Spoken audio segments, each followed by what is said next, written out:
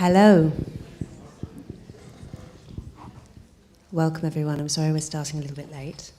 And I'm also sorry for our slightly diminished panel. We are missing 2 panelists due to illness, unfortunately.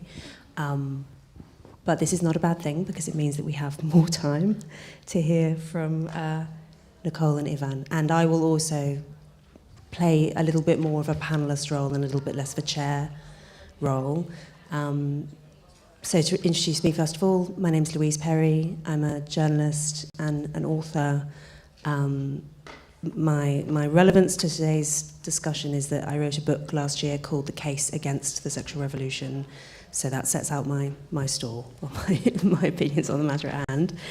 I'm joined also by Nicole Fernandez Ferrer. Nicole is a specialist of films and videos by and about women. In 2003, she relaunched the Simone de Beauvoir Audiovisual Centre, which had been created in 1982 by Carol Roussopoulos, Delphine Seyig, and Iona Vida. The centre has become a major actor in the preservation and creation of audiovisual documents concerning the history of women, their rights, fights, and creations. And we're joined also by Ivan Jablonka. Ivan is a French historian and writer. His work focuses on the Holocaust, gender violence, masculinity, and new forms of historiography. In 2016, he received the prestigious Prix Médicis. He is currently professor in contemporary history at University... My French GCSE was a really long time ago, forgive me. Université Paris 13. Editorial director of the collections La République des Idées and Traverse, and one of the editors of the online magazine La Vie des Idées. Welcome both of you. Nicole, would you like to start with a brief opening statement? Hello, good morning, not good morning, good night. So I just want first to thank the French Institute for inviting me over to London to speak tonight. And we have, it was like a duty to do. I have a statement of 3 or 4 minutes, and I'm going to read it. What had changed with the Me Too movement? As we know, feminism is not new. The reappropriation of the body by women began in the 19th and 20th centuries with the right to contraception, abortion, divorce, right to wear pants, etc. The struggle for rights are part of it. It's in constant evolution.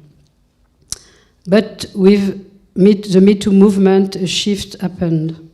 It's more and more collective. I quote Geneviève Fraisse, the French philosopher. Each time, it's like an addition of the bodies. With the Me Too movement, this is what has changed. What is now happening is what I call the collective body. The plural is important, it's a whole. Of course, this is new. End of quote.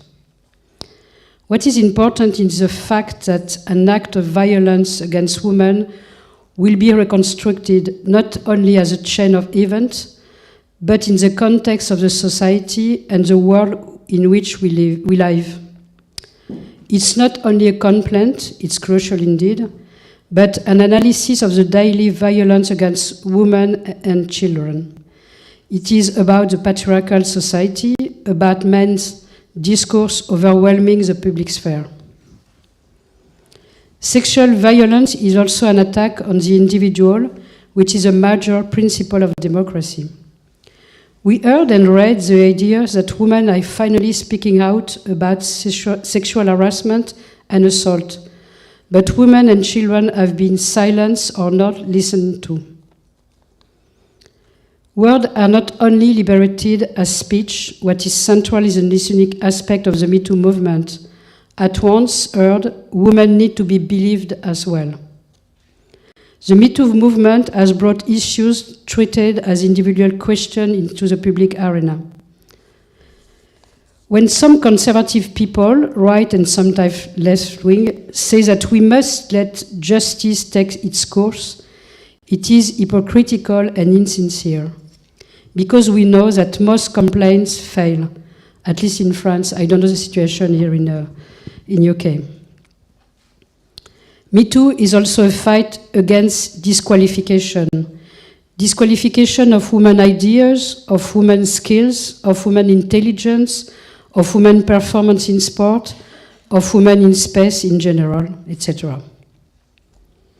Sometimes it is as if women did not live in the same world as men and did not have the same brain.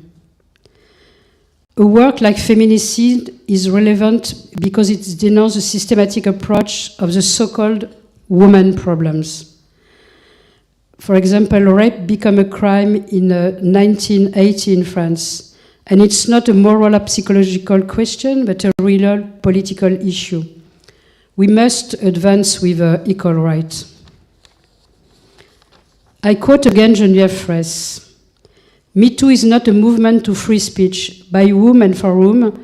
It is the women who have spoken out. If they speak, are they heard? And what about the liberation of listening? It's up to men to unblock their ears. During Dominique Strauss-Kahn time, we were at death. Do men want to free up this listening? End of quote. Me Too is ongoing, but women and minority rights are reversible, we know that. The constant struggle may seem vain at times, but exposing and analyzing the structures of power that sustain violence is a vital step forward. Thank you so much, Nicole. Ivan, to you. Hi everybody, I'm very happy and proud to be here tonight with you and to be part of this night of ideas. I would like to start with a historical paradox. Men have been at the forefront of every battle except for gender equality. Men took part in so many revolutions, but they scorned the latest revolution, the feminist revolution, that started in the UK and in France at the end of the 18th century. When the Me Too movement broke out on the whole planet, men had the opportunity to tackle the issue, to address the problems they have themselves raised. I was, and they had the opportunity to think about their own advantages or privileges. As a man, I was struck by the silence of my fellow men after the Me Too movement.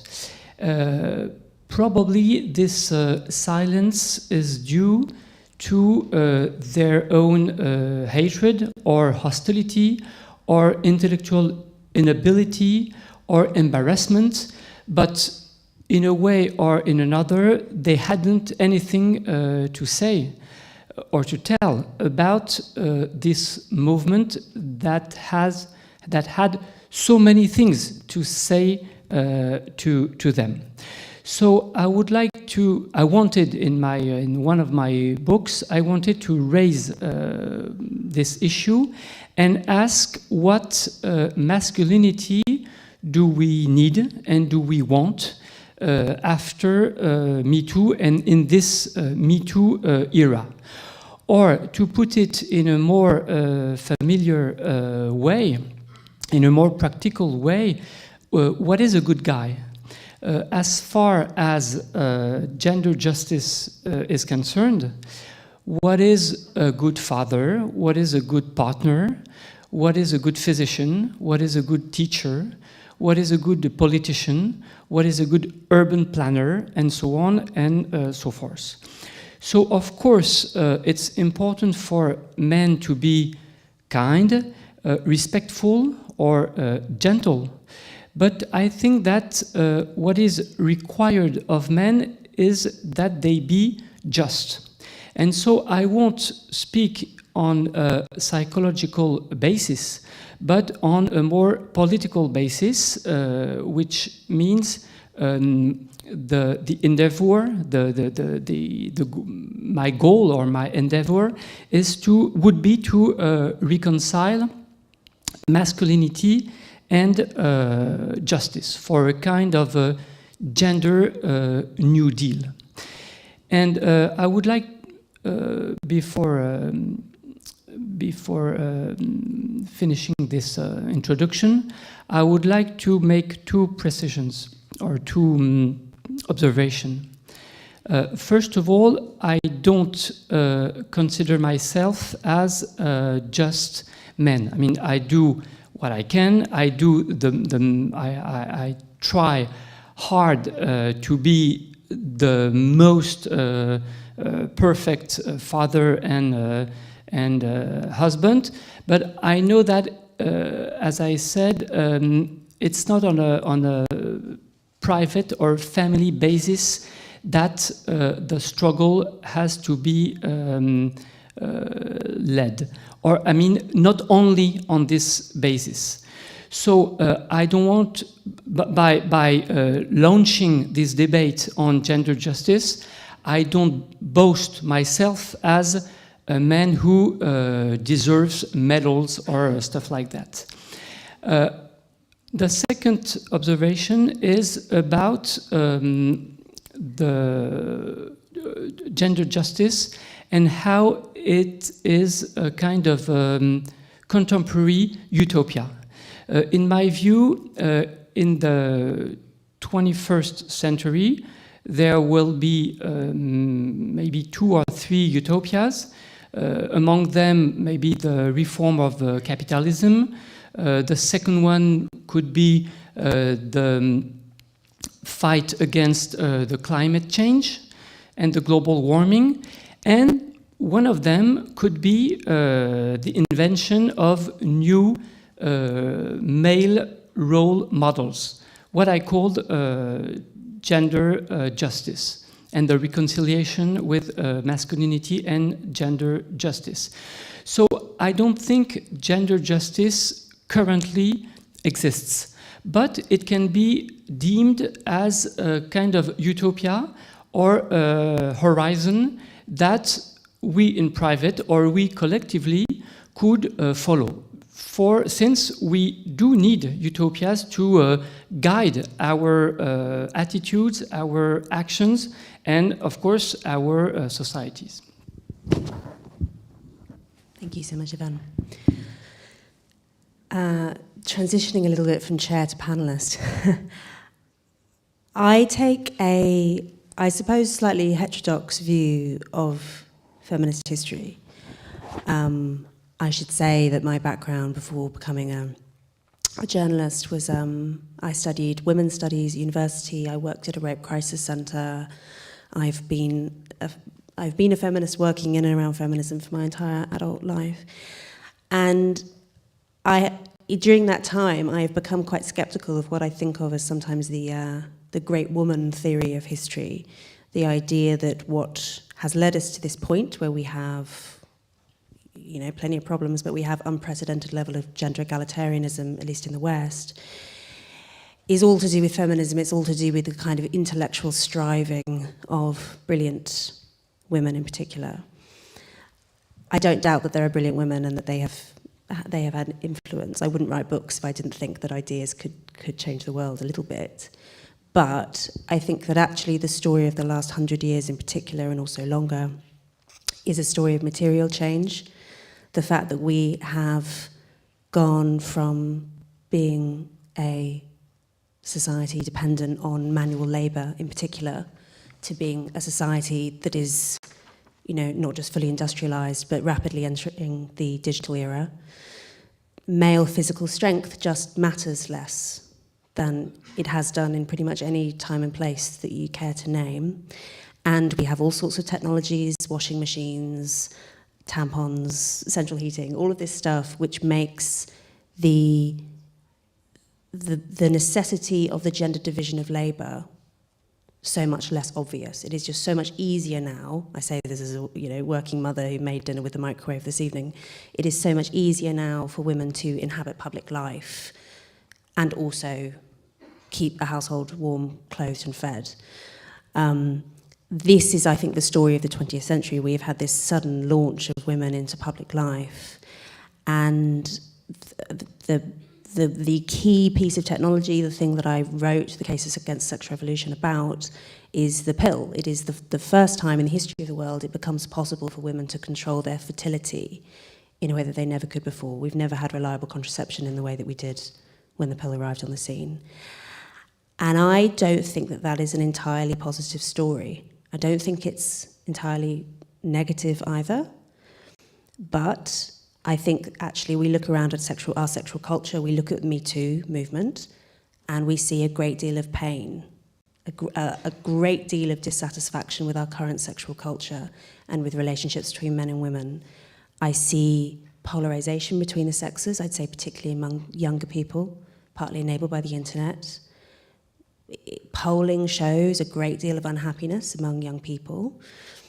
And I think increasingly we have a kind of sexual culture which is, increasingly loveless, increasingly casual, increasingly focused around porn, a disavowal of committed relationships, all of these trends that we see since the 1960s.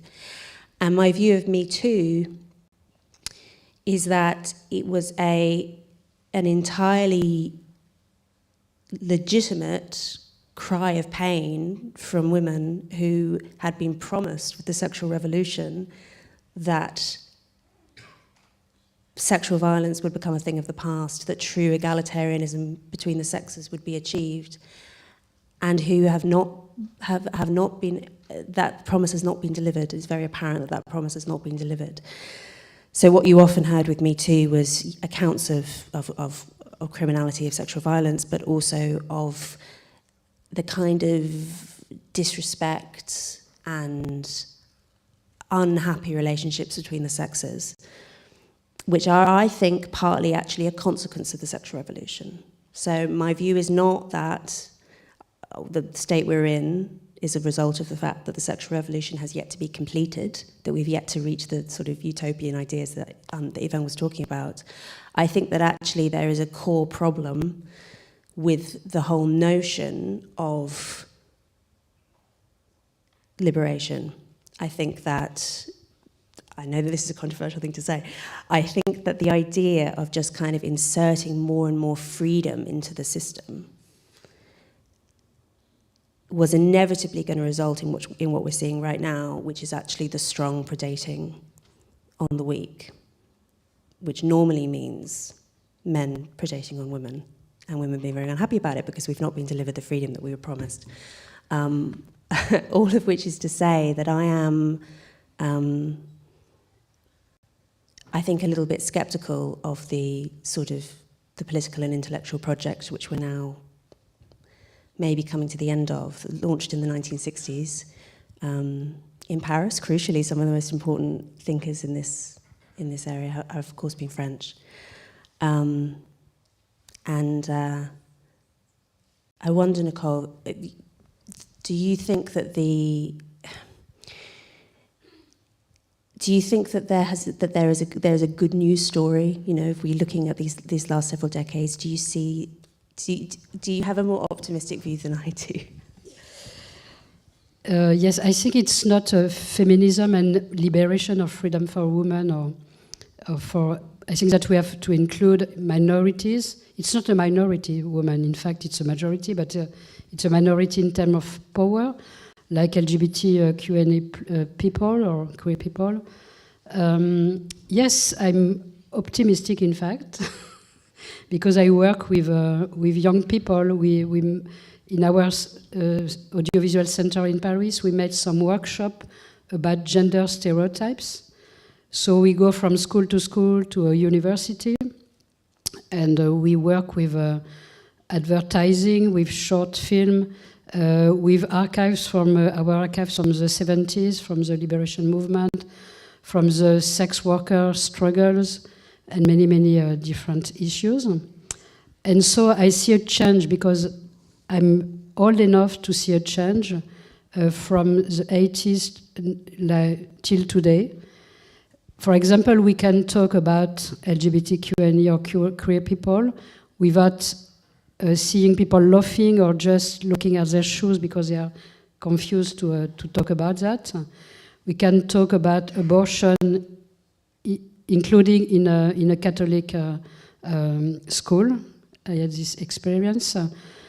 And so it's easier to talk, but it doesn't mean that everything is resolved, because as I said in my statement, it's like we have many backlash in this story, and so we have to be aware of the backlashes.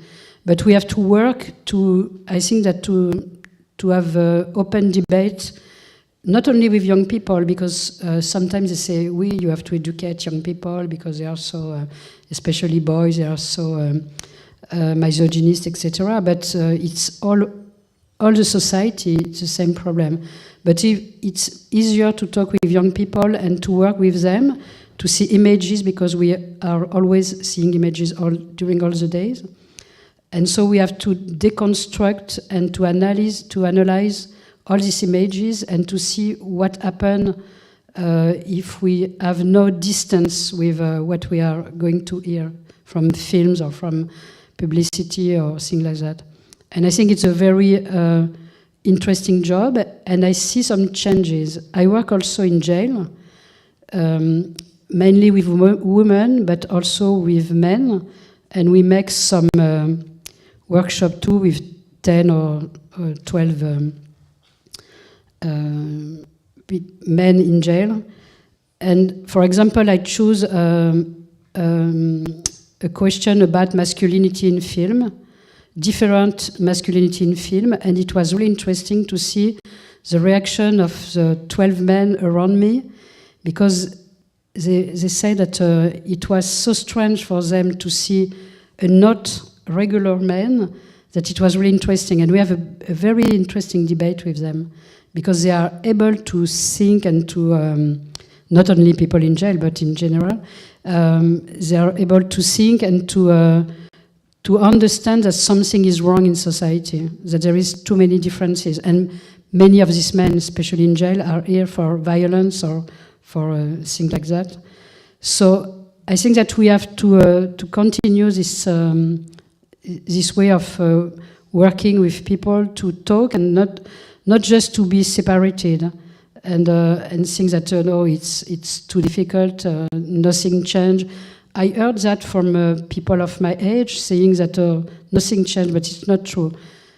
There is some law, new law, but law is not sufficient. We have to discuss and to, including with very young people, like I think 5 or 6 years old. I make some workshop with very young people, very young child, and they are really interesting, and they are aware of something is wrong. For example, they say, no, it's not like that at home. My father, for example, does it or do that. It's not so misogynist. So I think that we have to continue this all this. Well, as a historian, my job is to understand how men were or behaved. But as a citizen, I do think that my job is to imagine how men should be or should behave. So there is a kind of a moral stance by thinking of today's masculinity. My diagnosis is that many men still live in the old world. And the risk is less of being an alpha male than an archaic male. If you look at the 20th century and the 21st, the beginning of the 21st century, you can notice that many men look like their own grandfathers, whereas the lives of many women don't look like the lives of their own grandmothers, because they had to fight for their freedom and equality. to sum it up. Whereas men were not forced to change. They could only keep on living how men have always lived.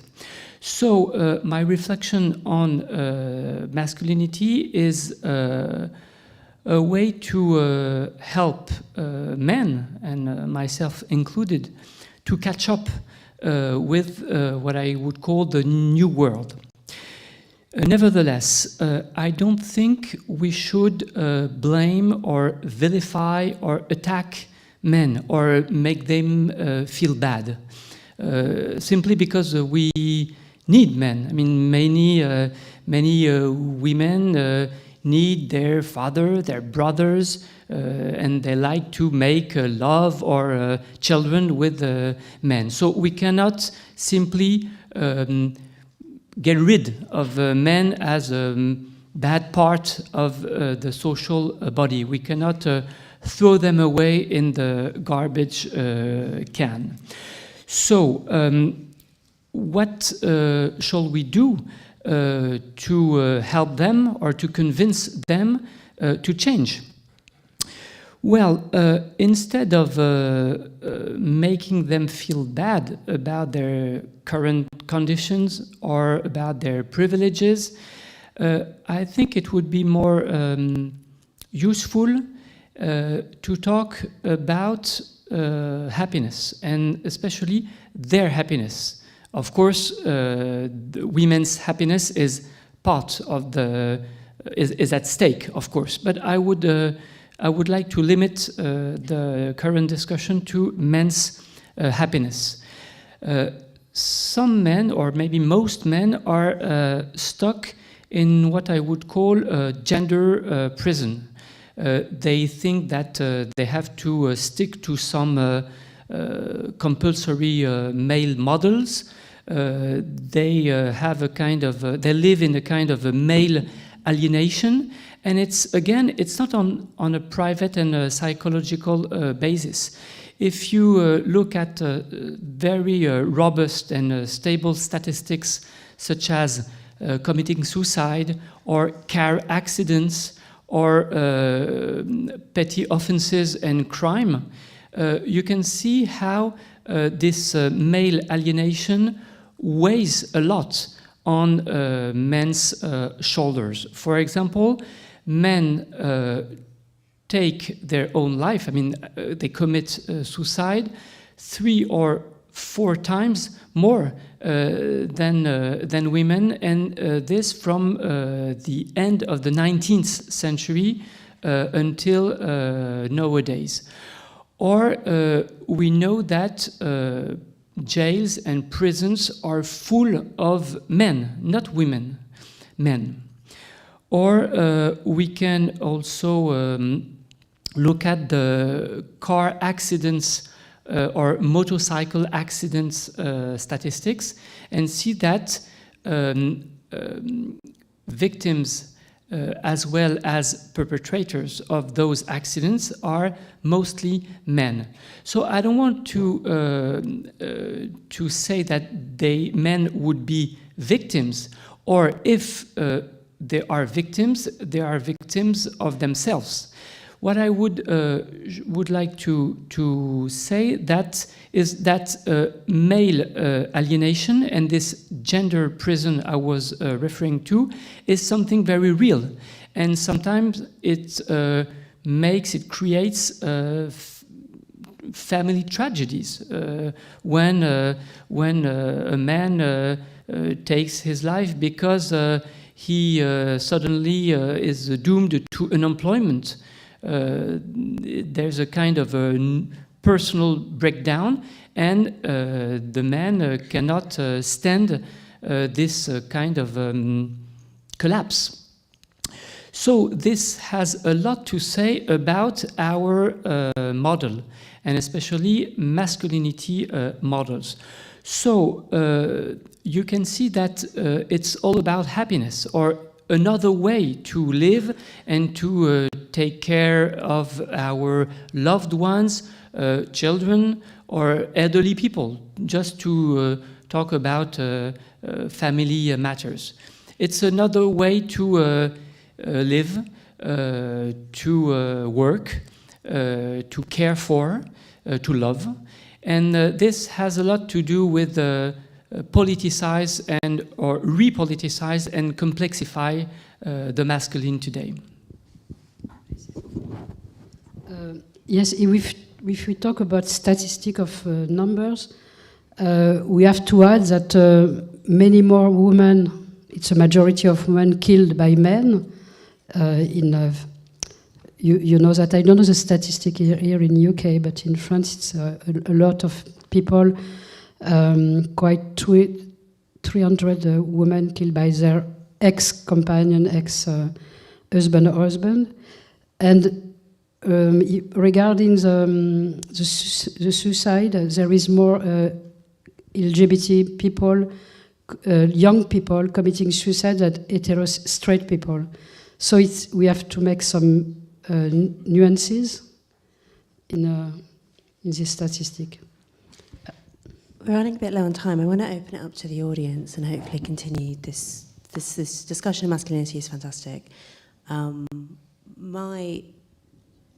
My general view is that I'm not sure if the idea of feminizing men by basically encouraging men to behave more like women is long-term going to work. And I think that we're probably seeing that backlash playing out because it was always difficult. But anyway, I want to open this up to the audience because, yes, there's a lady at the front. I think we have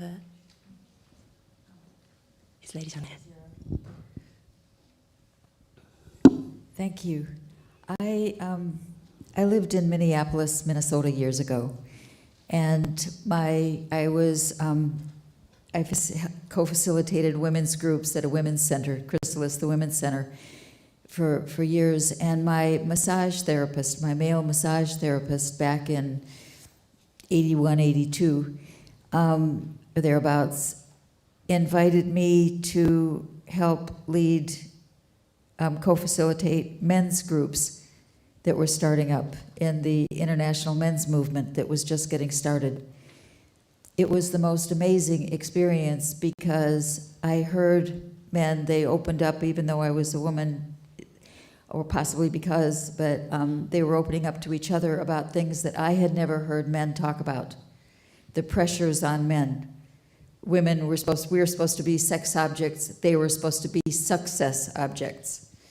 And if a man was shy, if a man they felt under tremendous pressure to be sexual with a woman when they didn't feel sexual, when they didn't want to, when they weren't in the mood because it was expected of them, and they would get labeled if they didn't. And I really became very sensitized for the first time about the pressures on men, that they weren't given the language growing up to talk about emotions that women were. The stuff that women were given that they weren't. And I've looked at men in a very different way since then. And how can we open things up for men to be people? Not men, not predators, not, they're in a way a different kind of sex object because many of them grow up feeling that they have to be confident, they have to be the breadwinner. If they're not successful, they won't attract a woman. All of this stuff. And I heard these men suffering, really suffering, in ways that society doesn't let them talk about or acknowledge or talk about so much, and it was genuine. So that's what I... Thank you so much. Should we get another one or two questions? I think I saw a hand just here. Thank you. I have two questions, if that's all right. Yeah, go ahead. I have a question for you specifically, Louise, which is kind of what, ideal are you striving towards when you say that, or do you think we should go back to this kind of biological essentialism in which we kind of, men we go to strict delineations of gender, and there's a very clear women's role and men's role that kind of ideally complement each other and give each other peace. And that's the first question. And secondly, to all of you, do you think the ideal is to, ideally abolish gender as a kind of thing that holds meaning in our societies, something that we try to get over, or is it just about kind of changing what we think of as being female and male, or just like kind of redefining it, but sticking to that kind of social marker of gender? Anyways, those are my two questions. Thank you. For the sake of time, I'd say if we could maybe have one more question and then the whole panel can respond in sort of final statements. Here we go. I think there's a gentleman there. Thank you, all three of you, for the interesting discussion. But I think there's one group of women specifically that you didn't really talk about, and that's trans women. And some might say that's a minor issue because there are not so many of them, right? But I think there's more and more of a backlash in society, especially amongst radical feminist groups against trans women. And of course, the most high profile of them is J.K. Rowling, and she's funding, anti-trans groups. And that's not only her. If you look at society, if you were to go on Twitch right now, you'd see dozens of streamers playing Hogwarts Legacy and tens of thousands of people watching that. So there's a lot more of a backlash, I think, generally in society against trans women. And do you think there can be a sexual revolution if it doesn't include all women? Thank you. Thank you. Ivan, would you like to respond to any of those? Well, thank you for your great question and fantastic questions. I will pick up the question about gender. I'm not sure we should abolish or erase or ban gender. I think that gender is part of our culture, provided that it's not synonym for misogyny, sexism, or homophobia or violence. But if it's only a kind of culture, I don't see what's wrong with gender. For example, in many societies, women have longer hair than men. Or in some societies, and ours, women use more makeup than men. So would I be entitled to cut women's hair or to wipe out their makeup to just abolish or diminish gender culture? I don't think so. I just think that if I, as a man, I want to take care of, let's say, the barbecue, what's wrong with that? If I want to have a big watch in a big steel watch, what's wrong with that? Provided that it doesn't hold any violence, as I said. You certainly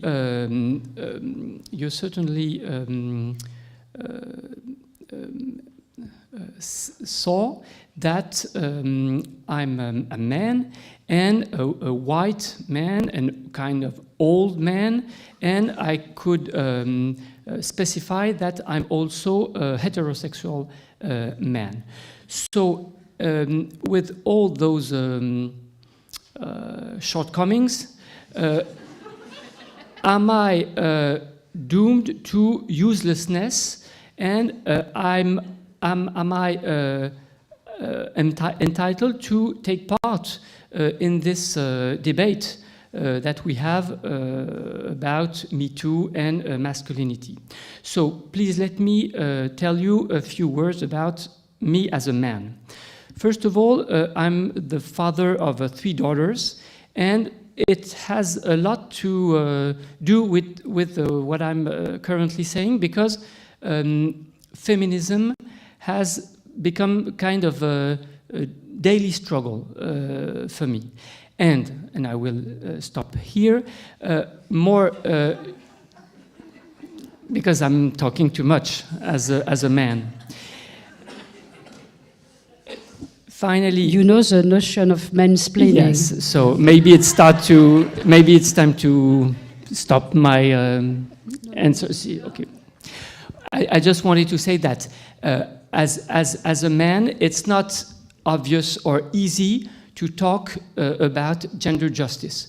So I coined this kind of word this word is counter masculinity or gender disobedience, just to show what could be a way for men to struggle or to fight against themselves. And now I quit. Nicole? I think that gender disobedience, it's a good idea.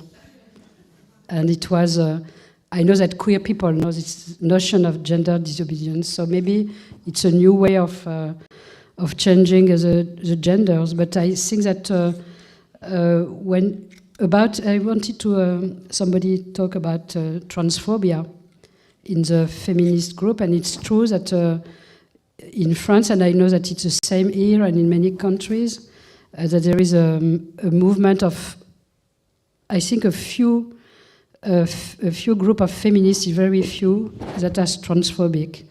But I think that in the newspapers, they just generalize, seeing that all the feminists, and especially the feminists of the first feminists of the 70s, are transphobic. I think it's not true, but we have to be aware that as feminists, we have not to accept transphobia, lesbophobia, homophobia, racism, sexism. It's not my way of thinking of feminism. So it's a true question, and we have to be to fight against transphobia, I think, and not to let people. And what is worse for me is that most of these women say that they are radical feminists. It's not radical to be sexist or homophobic for me. It's just a wrong way to think. We're at time. I think that we could talk about this for hours longer. We've barely scratched the surface. I mean, the line I kept thinking of when listening to you both just now was a line from philosopher Nina Power, who's a friend of mine, and wrote a book a couple of years ago called What Do Men Want? Masculinity and Its Discontents, which is a great book about masculinity.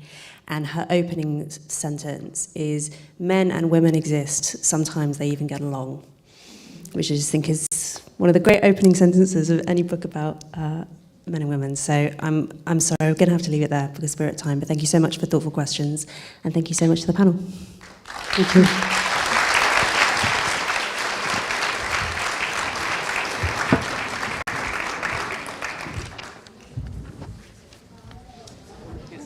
Thank you.